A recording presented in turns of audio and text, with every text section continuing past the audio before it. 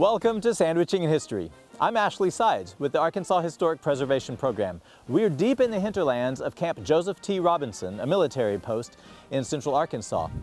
This beautiful, peaceful valley was once the site of a World War II German prisoner of war camp. There's not much left of it anymore, but just some concrete foundations remain to tell the story. As World War II raged in Europe, the Allies needed a place to detain thousands of captured Axis soldiers. With most of the continent under Nazi control and limited capacity in Great Britain, prisoners of war were shipped to the United States. Over 400,000 POWs were held across the United States in more than 600 camps, with 23,000 of them coming to Arkansas during the course of the war. Camp Robinson was one of 4 base camps for POWs in Arkansas, along with Camp Chaffee in Sebastian County, Camp Monticello in Drew County, and Camp Dermott in Chico County, all of which followed a standard design that included all the infrastructure needed for long-term residence. They were essentially self-contained towns. The only difference between them and the American soldiers' own camps were the guards and containment fences. The Camp Robinson POW camp was constructed in 1943, and the first German war prisoners arrived in August of that year. They exchanged the battlefield for the comparatively decent conditions of an American prisoner of war camp. The 1929 Geneva Convention required that POWs be treated the same as the troops of their captor nations, and the United States took that charge seriously. Camp Robinson in particular was praised by neutral international inspectors. Nestled between 2 ridges, this idyllic and remote location was called by the Germans Friedenstal, or Peaceful Valley. The forest has since taken it back, but clues to the prisoners' time here nearly 80 years ago can still be spotted. Most of the roads have been maintained, and they provide a grid reflecting the layout of the camp. Service roads gave access to the heart of the camp, 3 identical prisoner compounds, each bordered by security fencing. Each compound contained its own buildings for sleeping, eating, and other needs. A large recreation field lay to the west, and the entire prisoner area was encircled by a patrol road, more fencing, and guard towers. Just outside the fence of the prisoner camp was the guard garrison with its own facilities. So this was the garrison area at the entrance to the POW camp. To the right were administrative and supply buildings. To the left were where the enlisted men lived, their quarters, their mess hall, the latrines, and on up a little further were the officers. At this spot stood one of the 6 guard towers that surrounded the perimeter of the camp. These towers were 1-story wood frame structures that stood on these concrete footers.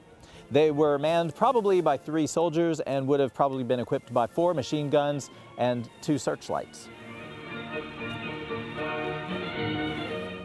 It seems that there were no escape attempts at Camp Robinson itself. Some 3,000 to 4,000 German POWs were held at this camp. There were probably 56 barracks in each of the 3 prisoner compounds. They were simple frame structures built atop concrete piers. This means that little trace of the barracks remains. A few scattered concrete blocks from the piers still lie about. Remnants of paths or flower gardens that connected the barracks can be glimpsed through the leaf litter. The common buildings are easier to locate. They rested on poured concrete slabs, which are still there. So we're standing in one of the mess halls. There were 4 mess halls per compound, and they were the largest buildings in the camp. The tables would have come out from the wall like this, seated 8 to 10 men per table, packed in here like sardines. They ate relatively well, all things considered. And one anecdote goes that every week when a barrel of apples was brought to camp for each kitchen, the cry would go out, "We're having apple strudel today." They also had real coffee, and they were excited about that because in Germany, at the time, they were only able to drink chicory. This foundation is all that's left of one of the latrines. There were 4 latrines per compound, and each one served about 250 men. Broken pipes, fragments of porcelain from sinks, and other assorted debris litters the bottoms of the latrine foundations. Many of the prisoners worked in the camp. According to the Geneva Convention, enlisted soldiers could be forced to work as long as it wasn't dangerous or related to the production of military equipment.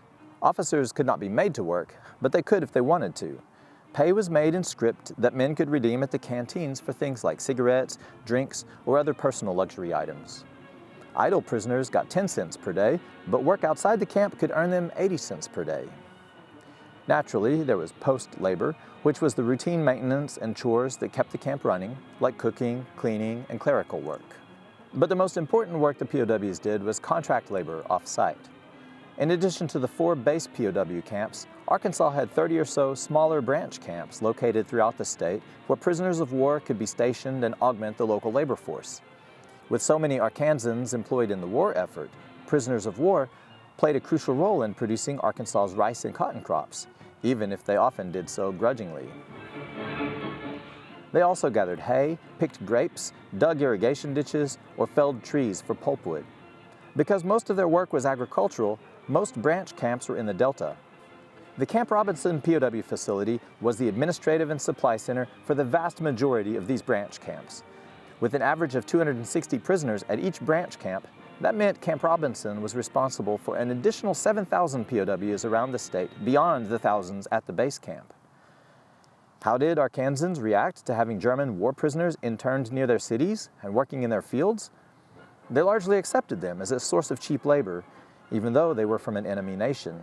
On the other hand, the state's reaction to the internment of Japanese Americans on Arkansas soil after Japan's attack on Pearl Harbor was hostile, despite the fact that most of those interned were in fact American citizens. Outside of work hours, POWs at Camp Robinson had access to resources for the sake of quality of life. They had a chapel for worship, and in their free time they enjoyed playing soccer, ping pong, and other sports. POWs had access to educational courses as well. Popular courses in English and education were offered by correspondence through the University of Arkansas, while art, literature, music, and theater were mostly taught by the camp's officers. Inmates also organized their own orchestras and bands. In their abundant spare time, many of them expressed their creativity in rock art. They constructed miniature models of European cathedrals, castles, or landscapes as they remembered them. And they arranged pebbles into elaborate mosaics. Period photos preserve these masterpieces, but even today, concentrations of white stones peek through the forest leaves to mark where German soldiers had once decorated the space outside their barracks or paved a walkway. They also cultivated ornamental gardens. Numerous yucca plants growing in the forest throughout the barracks area are probably descendants of these original garden plantings. The POWs of Camp Robinson and its branch camps also published their own bilingual newspaper with articles, games, and features in both German and English. It was aptly titled Der Robinson.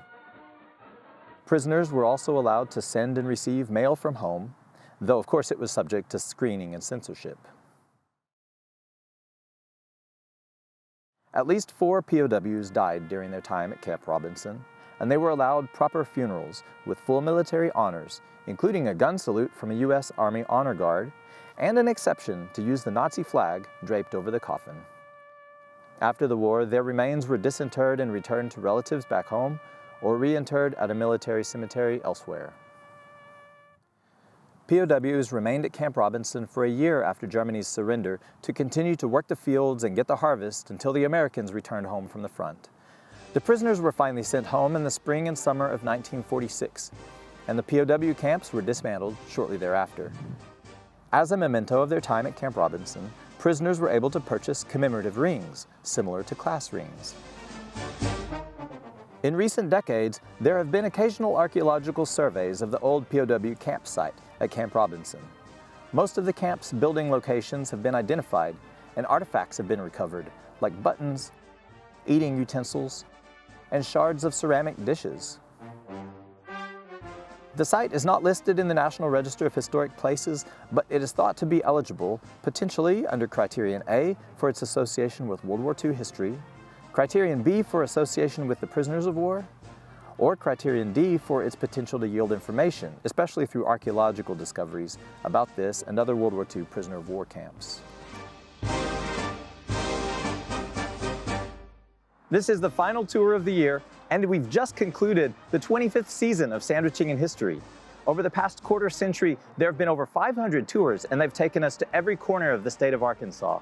I want to give a shout out to all the folks at AHPP who have made these tours happen over the years, and to you who have attended the tours and watched them virtually. Your feedback encourages us so much, and your enthusiastic response lets us know how much you value these tours.